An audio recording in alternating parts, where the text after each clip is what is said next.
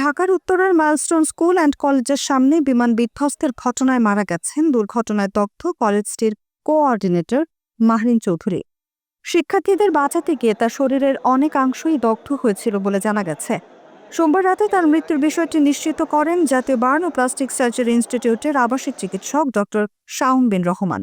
এরপর মাহরিন চৌধুরীর ভাই মোনাফ মুজিব চৌধুরী এক ফেসবুক পোস্টে বোনের মৃত্যুর সংবাদ জানিয়ে লেখেন, মাহরিন আপু আর আমাদের মাঝে নেই, আমার বড় বোন যিনি আমাকে মায়ের মতো করে বড় করেছেন। সোমবার দুপুরে মাইলস্টোন স্কুল অ্যান্ড কলেজের একটি ভবনের সামনে বিমান বাহিনীর একটি বিমান বিধ্বস্ত হয়। মুহূর্তেই আগুন ছড়িয়ে পড়ে চারদিকে। ওই সময় স্কুলের শিশু শিক্ষার্থীদের হাত ধরে গেট পার করানো ছিল মাহরিন চৌধুরীর নিত্যদিনের দায়িত্ব। আগুনের ভয়াবহতা বেড়ে গেলেও তিনি নিজে বেরিয়ে আসার আগে যতজন শিক্ষার্থীকে সম্ভব তাদের বের করে আনার চেষ্টা চালিয়ে যান। এ সময় তার শরীর আগুনে দগ্ধ হয়।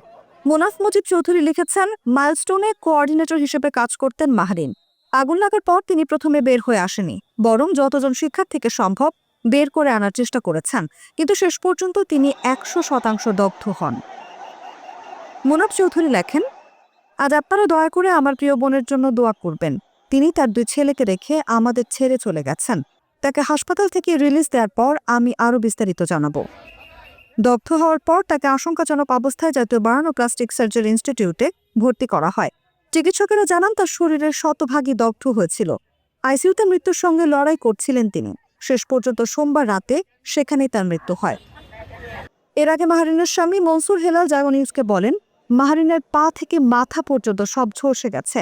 ডাক্তার শুরুতে বলেছিলেন কমপক্ষে 80% বার্ন, তবে আমার মনে হচ্ছে 100% দগ্ধ।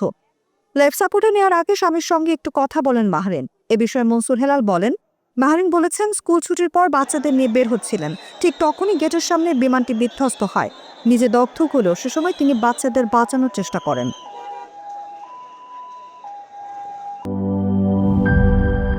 সানবিট সব দিবে সামাল। সানবিট ম্যাজিক প্রেস ডিশওয়াশিং এর মাথা ঘোরানো সলিউশন।